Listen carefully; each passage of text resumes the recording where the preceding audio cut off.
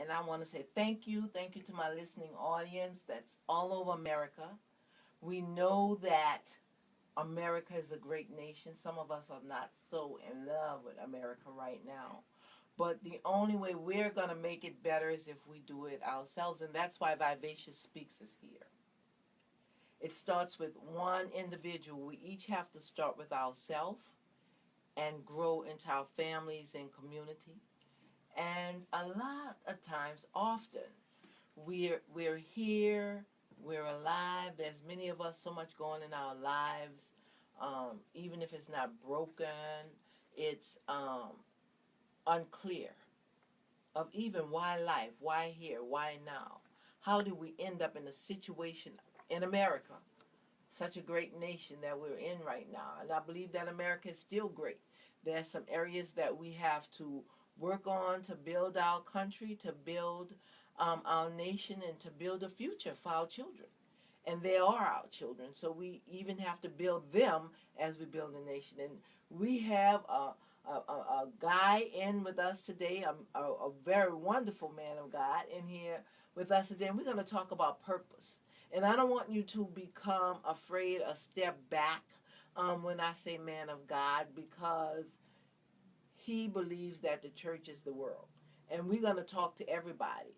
We're going to talk to everybody today because everybody wants to know why I'm here, why I'm here on earth. Am I right, Minister Frank? Absolutely. Okay, Absolutely. Can you just introduce yourself just shortly and tell us a little bit about purpose and your reason, your purpose for entertaining purpose? Okay. Can you? All right. Well, thank you for having me on. First and foremost, Ms. Vivacious Speaks. My name is Frank Luke. I am an ordained minister, and my ministry is Frank Luke Ministries. And I have a men's ministry, Men Leading from Their Knees. And we're all about reaching people where they are. And I do believe the church is the light of the world. I believe the church is not just a building that's made up of brick and mortar, but that building without individuals that are pursuing purpose and purpose in God make that the church. And so that's what we're all about. We're all about reaching people where they are. We are about expressing what we believe in a way that can be received by the broken and the disenfranchised. Well, we started out with church. I want to go back since we started out with church, because I think that this conversation was very needed. Okay. Very needed for everyone to hear. And we were having a conversation about church, and you said church as we know it has to be evolved and revolved into something new. It's played its time out. And in my time of preparation for the church, for this show today, I thought, my God, that is what we're saying. Not that we don't need professional politicians, because we're dealing with world leaders that's professional in what they do. We can't just have the common man just step in without educating him to be leaders. But we need a revolution. We need a change. We need something new and stronger. Not necessarily throwing everything out, but building on what's broken and throwing up really broken things away that can't be repaired, and repairing and building and filling in with something new. And that just brought that to mind. So in that conversation, this is not about the church necessarily. It's about purpose. But many of us feel like we are believe that we cannot have purpose without the church. So for those of us that believe that, tell us a little bit about that church you were telling me about, and how purpose fits in with that for the church, for today, and for the people of today. Amen. I don't believe the church in and of itself is played out, but I strongly believe that it's time for the church to evolve, and that is to be more transparent. I believe that it's time for the church to get outside of the traditional worship experience on Sunday morning and on Tuesday or Wednesday Bible study, and let it be a lifestyle. And let it be a lifestyle that that can reach people that are uneducated, that can reach people that are unchurched. Because there are so many people in this generation that are falling away from the traditional church experience. Kids are not going to school. They're not going to Sunday school as they used to when we were coming up, and they're not going to Bible studies. And so it's imperative that the church gets outside of the tradition and the politics of church and go in the streets and be an example, be a light in everyday experience, be a light in everything that we do. And so that's how I feel purpose connects to the church. Purpose is all about understanding why a thing exists.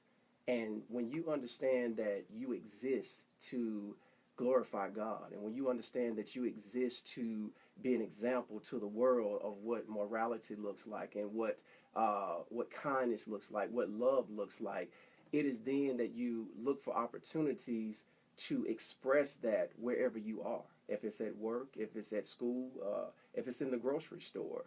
But because so many of us are bound by tradition, and so many of us are bound by the systematic way of doing things, we miss out on those opportunities to express that kind of purpose. And so that's what I believe. Can I get real for a minute? Absolutely. That's why we're here. I want to talk about an experience Okay. that I had. Well, it's an ongoing experience, and it's almost like my own personal falling away. Okay. That I have to pray about. Okay. And I think this was the final straw for me. And this weekend, I was so disturbed by a relationship that I had had for many, many years. Mm-hmm.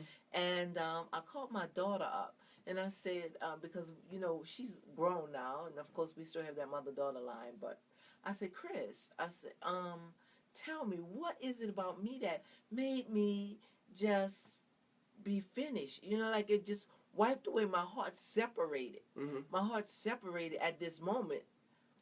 Mama said, my daughter said, Mama, that's because you never faced reality. That was never real. Oh, wow. Okay. That was phony. That it wasn't real. And she said a few other things that I won't say on the air. Okay. Because it's so recent, Uh-huh. And when I realized that a whole lot, and maybe I just don't want to realize that 100% of that was true. How can I be disappointed one more time about what I believe is the church? You understand what I'm saying? I think I know. Can you address that? Where do we grow in that area as the church? How do we attract me again? I like the way you put that. That one more thing, just like I am finished. I like that. Like forget that. I know who Jesus is. I'm going out here and I'm just going to love people and take care of them. So and do what I can do to bring people to a wholeness within themselves, and that's what I do. Absolutely. I bring lives to dead things. So absolutely. How do the church attract me again? I like that. I like the way you put that. How does the church attract me again? Because not just you, but so many of our young people feel the same way. How do they get attracted, period? Not just again. And that comes from people not understanding what this life is all about. It's not about I believe the church, Christianity. I don't believe it is about beating people upside the head and making them receive God. God didn't make me receive it. He didn't make you receive it. He presented himself, faultless and blameless, and he allowed life, and he allowed his grace and his mercy to draw us to him. And so I think for you, it's imperative that you, as well as every other individual that has been offended by church people and the nature of how church people think, I think it's imperative that you understand that God is using that to draw you closer to his purpose. He's using that to draw you closer to doing it the way that God will have you to do it. When I think about people and people that can confess to be Christian, or people that are traditional church-going people, how they offend so many of us by way of judging us with their looks, judging us with, beating us up with Christ, and everything has to be Jesus. I think about Joseph and how his brothers, they all came up together, and his brothers betrayed him, that was church to him. His father raised him in a spiritual manner, and yet it was his brothers that betrayed him. But the one thing about Joseph, Joseph didn't let what people did to him deter him from what he knew his purpose was. He didn't let people deter him from knowing that he was purposed to be in that pit. He didn't let people deter him to knowing that he was purposed to be in prison. And I think for many of us that have gotten offended with church, we need to use that to draw closer to God. The more we use life and life experiences to draw closer to God, the more God will allow our circumstances and our situations to make sense. Because it can't make sense to you and I looking at it from our finite view. Because you want to be treated like you treat people, right? Right. The Bible says, do unto others as you will have them to do unto you. So it's only natural to think that if you're treating someone with love and you're treating someone with kindness, that they're going to give it back to you. But that's an unrealistic I was perspective. going to say, let's get real. Let's get real. Because most people don't even know themselves. I agree. They selfish in ways that they don't even know. Right. And then they'll turn around and say, well, you know me. Right. And I had one person in mind and say, yeah, I do know you, but you don't know you. Yeah. And the way we act and the way we treat people, it's almost like always, it's epidemic, let me say, not always, because always we can't say that, but it's almost an epidemic of selfishness. Mm-hmm. Because the way we really treat people, the way we really talk to people, the way we really do things, and even helping people, ends up to be selfish. Mm-hmm. We're all selfish by nature. Every last one of us. Well, I don't care how churched you are or how faithful you are. We all have a level of selfishness. And life teaches us how not to be selfish. We're selfish because we have an innate desire to please ourselves. We have this desire to be good, and in order for me to be good, I have to have a level of selfishness. And it's not until you understand. So what do you mean when you say good? A desire to be good. A desire to be good. We're here on this radio station because this is a desire that we have to impact the world, based on our perspective, based on how we view life. And that is good, because we're trying to give a piece of ourselves to as many that are listening. And that causes us to be selfish in some ways until life matures us. And so when you're going back to your point where you say many of us don't know ourselves, some of us know ourselves more than others, but every day is a learning experience about self. I had an experience, years ago when my brother died, and I just knew that I knew what love looked like. I knew before my brother died that I knew what godly love looked like. But it wasn't until my brother died. My brother struggled with drugs a large part of his life, and I judged him to some degree because I knew he knew God. I knew he was raised in a godly environment, and I felt like he was denying the power of God by way of being on drugs. And if he would just acknowledge and accept and embrace the power of God, then he could be healed and delivered. Well, it wasn't until he died, and I read letters that he wrote to himself, and he acknowledged that God allowed him to be in that state just to humble him. Now, I'm not saying that God wanted him to be on drugs, but the sovereignty of God allowed him to stay there, in essence, to keep him humble. And not only did it keep him humble, but it allowed him opportunities to minister to people that were in the same environment that he was in. And so he learned that much more about himself, even in his struggle. So that's a part of purpose. We have to embrace each and every day that God gives us as a learning experience. And when you go out striving to do good, you come back and you assess what didn't work so good and you try to get it better the next day, and you assess what did work good and you try to build on that.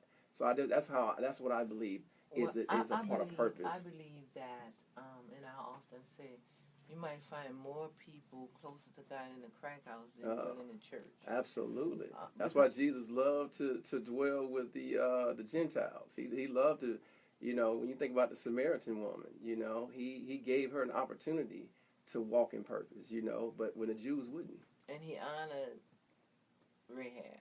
Absolutely. And I want to say when we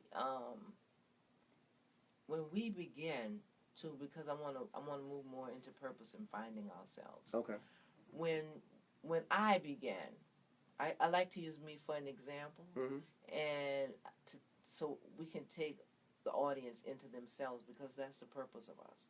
For me being here, for you being there, and for everybody who's listening to be out there.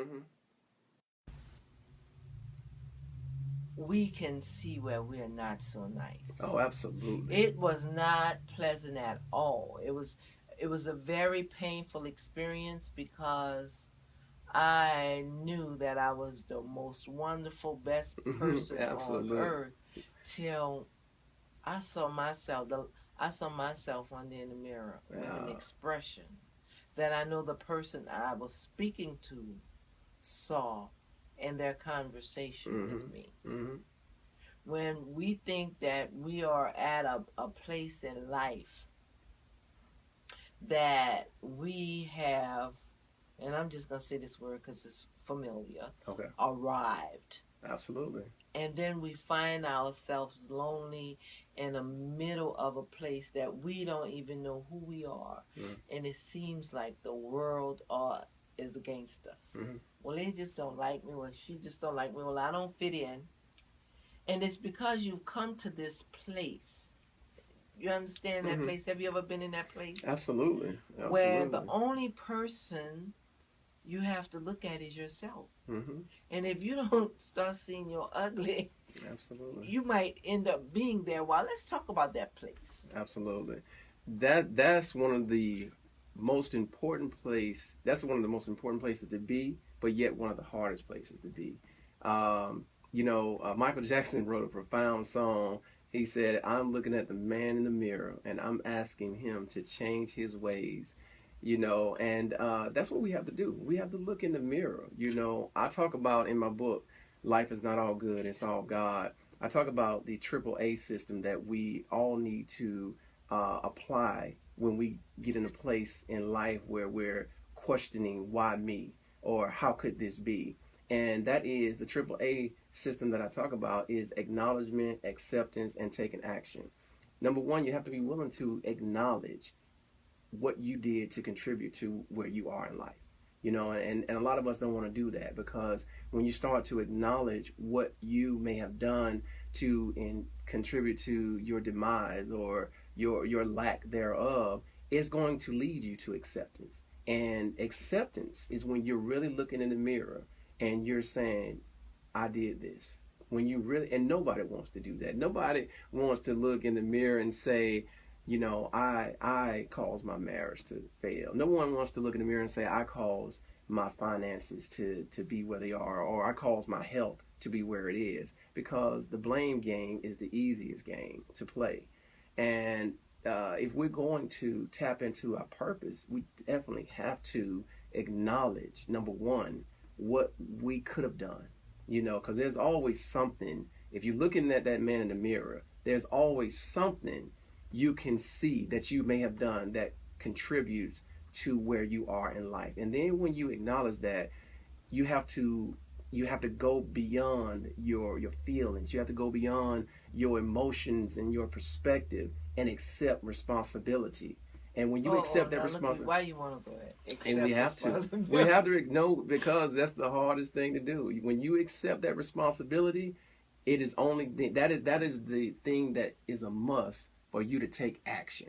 If you never accept responsibility for how you hurt someone, you'll never change. The church. This is why so many churches are dropping the ball with reaching people, because they won't accept the fact that their dogmatic ways are pushing people away. They won't accept the fact that their tradition, their denomination is pushing people away.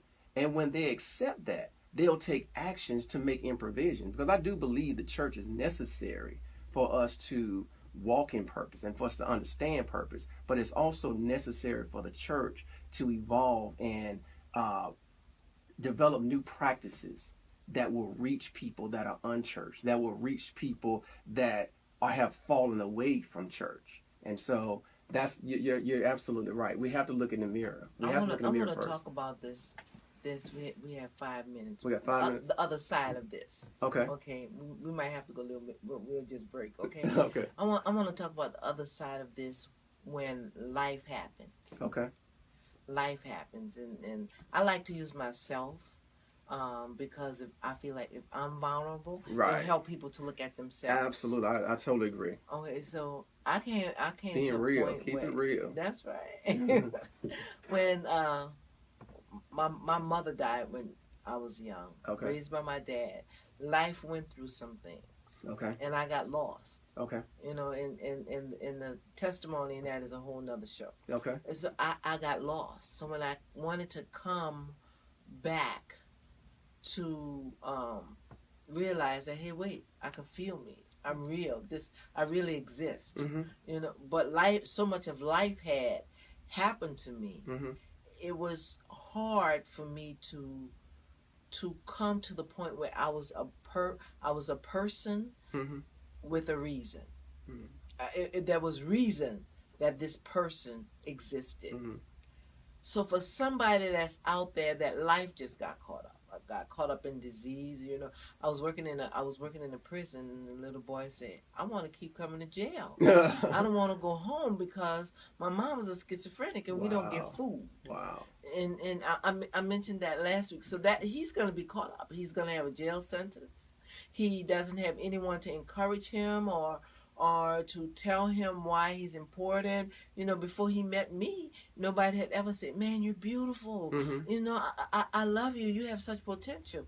He couldn't relate to that because he was stuck in that spot mm-hmm. where it wasn't necessary. Life just happened to him. Mm-hmm. And there's so many people that's getting caught up. You know, so many younger people having babies, marriages falling apart, and nobody's there to hold these kids together. Or somebody whose dad spoiled them rotten, and then they married to this man and he treats them badly, and they're divorced, and you're stuck in a place you've never been before. Mm-hmm. So what about to those people? How do we reach those people? How do they reach themselves? Oh, how do they reach them? I don't know if you know the answer, but I want to. Like, how do they reach themselves? Yeah, how do you bring yourself in? You know, to I'm real. It's I think it's hard. It's very hard for a person that has been in a system, whether it's a system in your mind, whether it's a judicial system. It's hard for a person that's been caught up in a system to bring themselves out of something. It takes an act of Congress. It takes an act of God to really do that. But I think that's where the church evolving, understanding that everyone has their own path and everyone has a time to where they come out or where they come through. And so are we talking about the new church? Yes. Because if that person walks into church today, and I'm just going to say woman, and she's a prostitute or drug addict, mm-hmm. and she walks in church because she's lost out there for a reason that life just found her there. Mm-hmm. It wasn't that it was direction. She just walked into that. Mm-hmm. She's not gonna be that prime member that they were waiting. Right. How much tithes does she have? After all that, that's not real. And for somebody who's sitting out there on a bench, like the lady I just saw, she was just sitting on a bench, and that's why I was rushing here today. I stopped to buy her burger. Just sitting there, not know where do I go from here. Mm-hmm. That was her whole life, mm-hmm. and the bags that she had with her at that bus stop. And what is life? Mm-hmm. And when you see someone like that right there. That is an opportunity for the church. That is an opportunity for someone that knows better, that has opportunities that person may not have been afforded.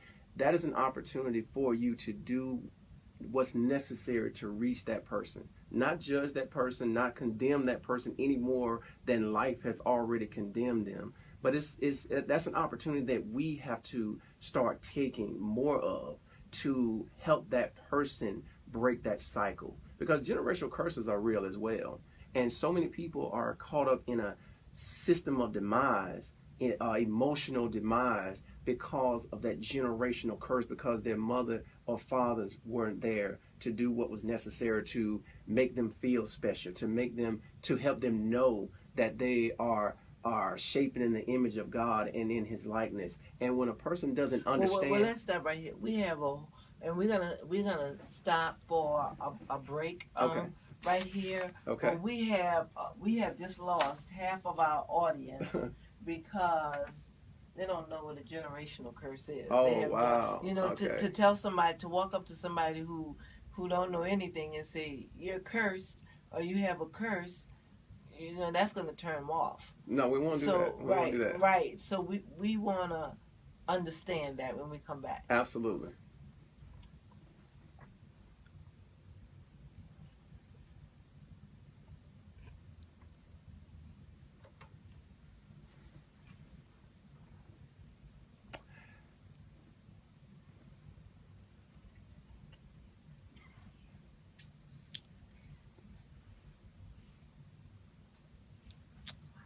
Amen.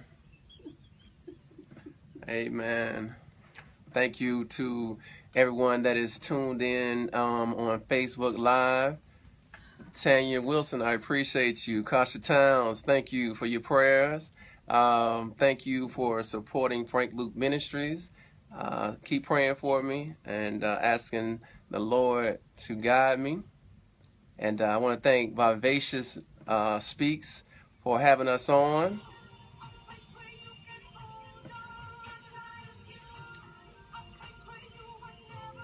Stay tuned. We'll be back in a minute.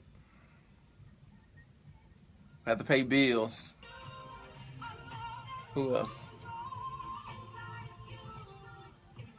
Love you too, Kasha. Appreciate it. Hate I missed the celebration. I heard it was awesome.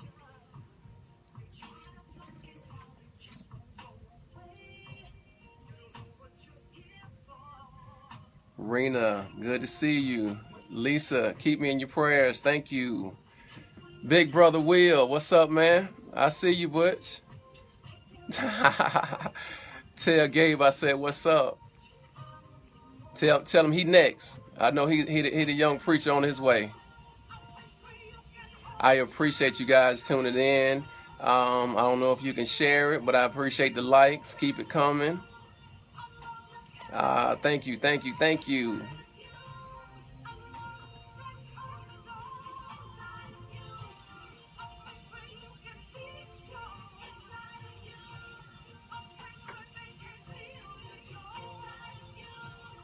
Let's give Miss Vivacious of Vivacious Speaks a shout out. Follow her. She has some good things going on. What's up, Will? Good to see you, man.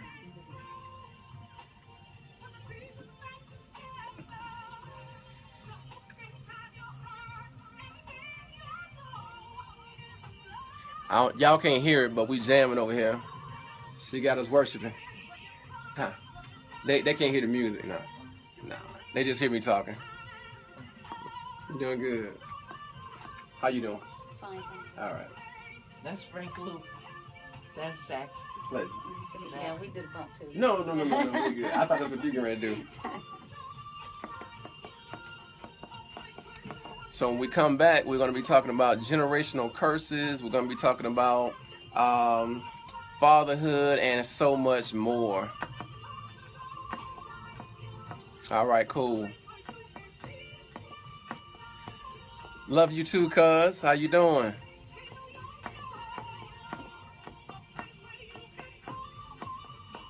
Oh, you can hear the music too. Okay, great. They can hear the music. They can hear it. Cool.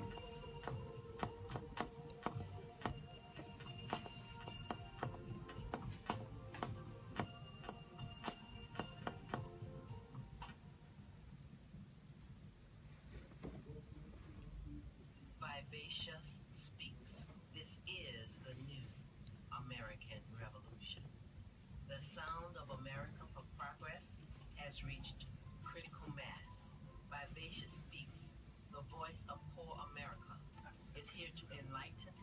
transform this nation as well as redirect its climate. This is your show that is bringing new hope, new purpose, and our desired future.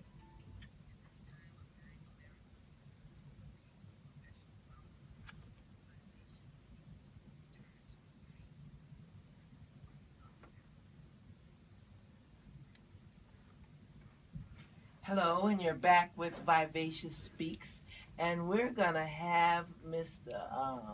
Luke. We're gonna talk about a promotion. You wanted to promote your Oh, my book. absolutely. Absolutely. Well, thank you. I am a self-published author now. The book Life is Not All Good, It's All God. Subtitle, Your Purpose is Greater Than Your Pain. And you can find the book at franklukeministries.com and Amazon. And the book is essentially about faith, hope, and trust. It chronicles some things. It chronicles my life, and it's parallel with verses from the Bible to give it life application. So I talk about some of my life experiences and some things that God delivered me from, that the doctor said I couldn't be healed from. I talk about some things that God didn't necessarily deliver me from, but He saw me through. And like I said, I apply scripture to everything that I talk about to give it life application. So again, it's life is not all good, it's all God. And you have a bus ride. The Saints gonna beat up on the Falcons. Yes. I want everybody to see those dirty birds fall. But you go ahead, and we have a second for that. Absolutely, absolutely. To my Facebook Live family, I am sponsoring, co-sponsoring a bus ride to New Orleans on September 25th to go beat up on the New Orleans Saints. So you can contact Renee Birch on Facebook, or you can contact Tangi Johnson, or you can reach out to me for any more information you may need. Again, the bus ride leaves out September 25th to beat up on the Saints in New Orleans. Let's Y'all support better our go dirty looking for birds. some gumbo. So let's I get can't to do this. shellfish. Absolutely. This is very You important. can, and once again, you can find the book at Amazon.com or FrankLukeMinistries.com. I'm sorry. Say that again. I was talking over you. Okay, no problem. You can find Life is Not All Good, It's All God at FrankLukeMinistries.com, or you can go to Amazon.com. I want to jump into this, but we'll never have enough time. But I want to jump Absolutely. into this. I want to jump into purpose Purpose. because I find so many people that. So what? Why am I here? Mm-hmm. Especially when they're going through something. Mm-hmm. And I'm still back to, I believe that's because a lot of times we don't take time to love us and know who we are. Mm-hmm. Mm-hmm. And loving yourself and being confident is the best gift. Absolutely. That's what makes you rich. Absolutely. When you love yourself and you're confident, when you've gone through something, and some people not just one day they wake up to say, well, why do I exist? Mm-hmm. How is purpose fulfilling, and what is purpose fulfilling? Okay. Purpose, in essence, is why a thing exists, why someone exists, why something exists. And when you and so many of us don't really understand why we're existing, because life has suppressed us. Life causes us. It pushes us in a box where we have to fight our way out of. And so while we're busy trying to fight and get out of this box that life has put us in, we lose focus on what our purpose is. We lose focus on the essence of why we were created. And so purpose essentially is why a thing is created. And it's not until you settle down and understand that, number one, I believe that every human being has a purpose that has two perspectives. Number one, your purpose is ultimately to glorify God. We all are God's creation. We all are from God. And in being from God, it's imperative that you live a life that glorifies God. And secondly, we all have an individual purpose. And in that individual purpose, it is to tap into what does God have for you to do specifically. Or does he have for you to sing and give him glory? Does he have for you to preach? Does he have for you to have a radio station? Does he call you to be a father? And when you tap into that, when you get back to understanding that first and foremost, you are God's creation. You are uniquely made. You are peculiar in his eyes. You are a chosen individual. When you really understand that, you don't allow the world system to put you in a box. And so I think that that's the purpose of it. And so when I wrote the book, Life is Not All Good, It's All God, Your Purpose is Greater Than Your Pain, I took what life had done to me and I allowed it to show me what God was doing with life, if that makes sense. So to give you an example of what I'm talking about, one of the things I talk about in the book, as a kid, I was diagnosed with Tourette syndrome. And for many of you that don't know what Tourette syndrome is, it's a neurological imbalance of the brain that causes you to have these tics that are uncontrollable. And some people, it causes you to have verbal outbursts that you can't control. And not so nice all the time. And yeah, and not so nice all the time. And because I didn't have the verbal outburst, I went to so many different specialists as a kid. There was so much stress on my mother, so much stress on me as a kid in trying to be cool, and the peer pressure, not wanting to be mocked and things like that. And it was very challenging having this illness but not knowing what it was, because I didn't have the symptoms that the average person had. And secondly, it wasn't that prevalent in the African American community. Well, through a lot of specialists and almost ODing on some prescription drugs that a doctor gave that did not, deal with the symptoms, my mother in desperation took me to the hospital one early morning, and they said some specialists were coming in the next day. So to make that long story short, we stayed at the hospital to see these specialists, and the specialist looked at me and he observed what I was doing, and I had these tics where my eyes would roll back in my head and my head would jerk and I would make this snarling noise that I couldn't stop. And the more attention you paid to it, the more I did it, because of that anxiety, because of that stress. And when he diagnosed that I had Tourette syndrome, he said to me, he put me on a medication, and he said to my mother that it would not stop it, but it would suppress it. And I might grow out of, I wouldn't grow out of the symptoms, but I might gain control over them. Well, having a believing mother, having a mother that would love the Lord and was sold out to Christ and believing all things, she encouraged me that I would not be on that medication forever. And she prayed for me, and she took me to church, and they prayed for me. And even when I felt like the medicine wasn't working, she continuously encouraged me to know that God would heal me. Well, here I am 30 plus years later with no symptoms at all of Tourette syndrome, and I have not had symptoms for many years of Tourette syndrome, and I give God the glory for delivering it. I want to say this because we have a large audience, okay? And finding purpose, the why we exist. We have some people that's listening now that's Muslim and in other religions. So it would sound like we said that God created all of us, but if we're not a Christian, we can't ever find our purpose.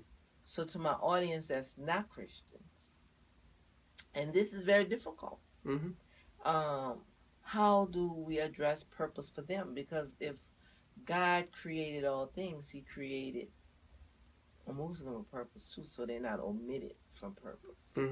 Oh, that's good. You're right. They're not omitted from purpose.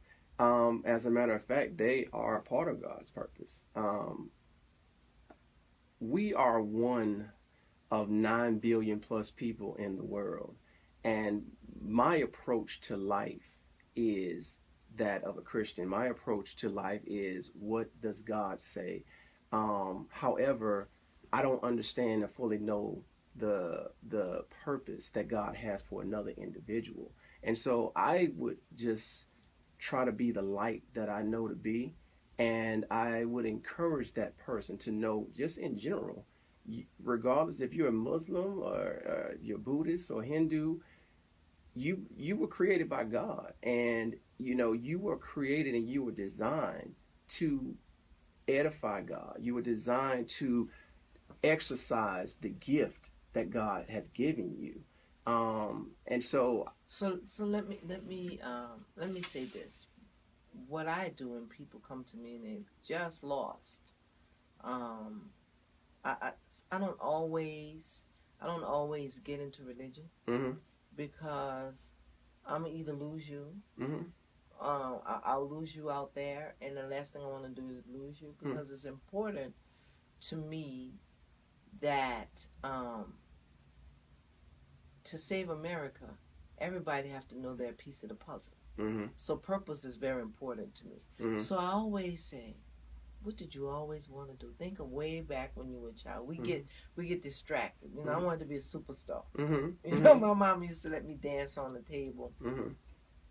and when we were younger. But Daddy said, "Get your ass off the table." And I shouldn't say that word. Go read. Hey, my mom would say that word is in the Bible.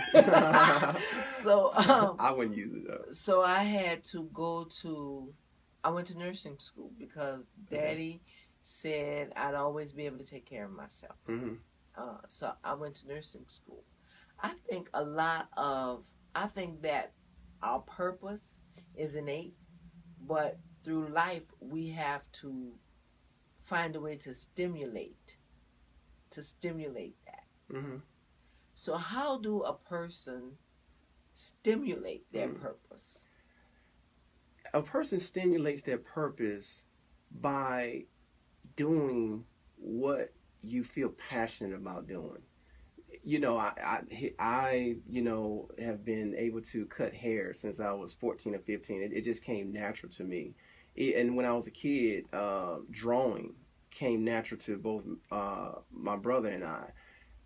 And so I thought I was going to be an artist coming up. I thought I was going to go to art school and everything. But as I grew up and I started cutting hair, I realized I would do my art that way. I realized I would express my art through cutting hair, and that created opportunities for me.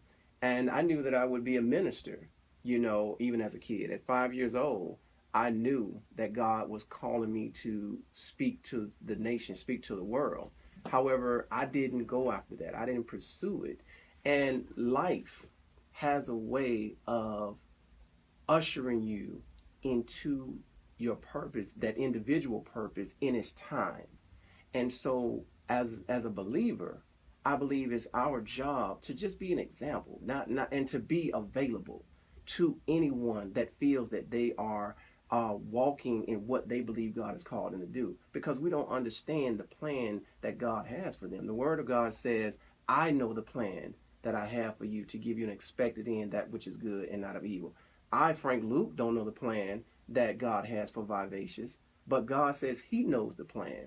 And so it's imperative that you pursue nursing and yet allow yourself to fall into being a radio host, because that degree doesn't produce this right here, but it's you following what you believe, and following what you believe will promote change.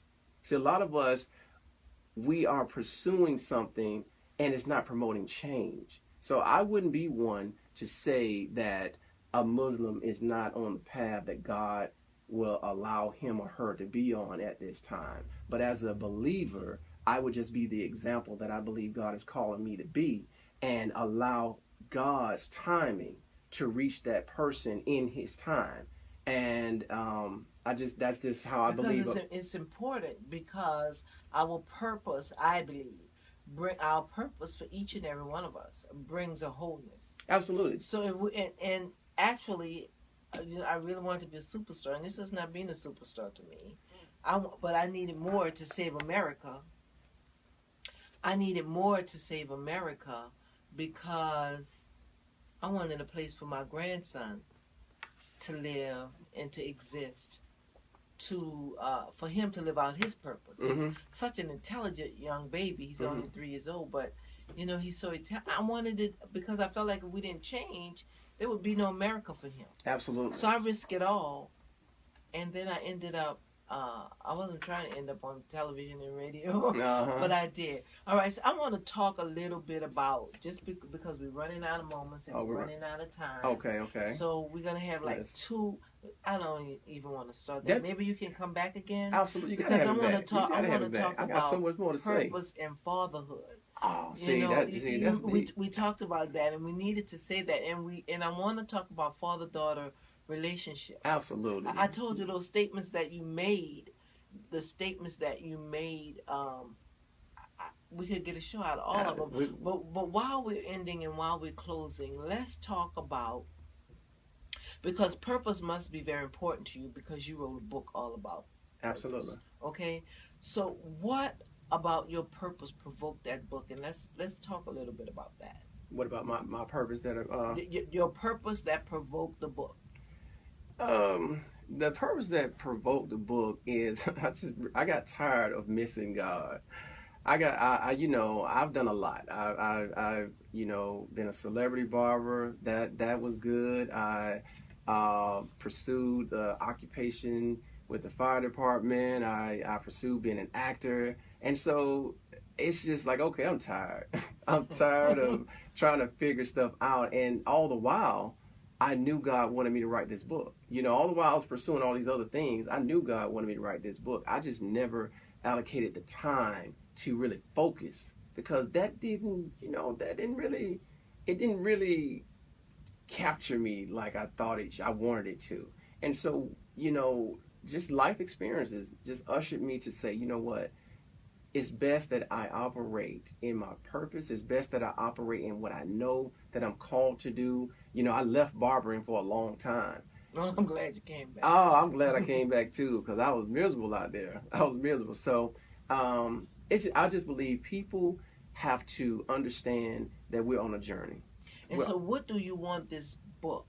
What did this book produce in your life, and what would you want to see it produce in my life, in other people's life as we read it? I'm glad you asked that question. I want this book to inspire men, number one, to be transparent, inspire men to trust God and stop living, the fictional life of hiding behind money and power and position. And for ladies, I want them to understand that stop living a fictitious life for them too. Yeah, I wasn't the one to say that. Hey, I'm the one to say. Yeah, I appreciate that. So yeah, that right there, allow them to, and also to allow them to have faith and hope and trust. It's about having faith, hope, and trust in God that He is sovereign. That's what this is about. That's what the book is all about. Trusting the sovereignty of God. God has all the answers. He knows what we don't know. And so I trust God too, but I want to also say believe in yourself. Absolutely. Believe in you and know your beauty. So tell us one more time, where can we get that book? You can get the book at franklukeministries.com and amazon.com. And remember, your purpose is so much greater than your pain. And I want to thank you today. Get into your purpose. Get into who you are. Believe in yourself and know that you can do it. If it's not bigger than you, then it's not your purpose. Absolutely.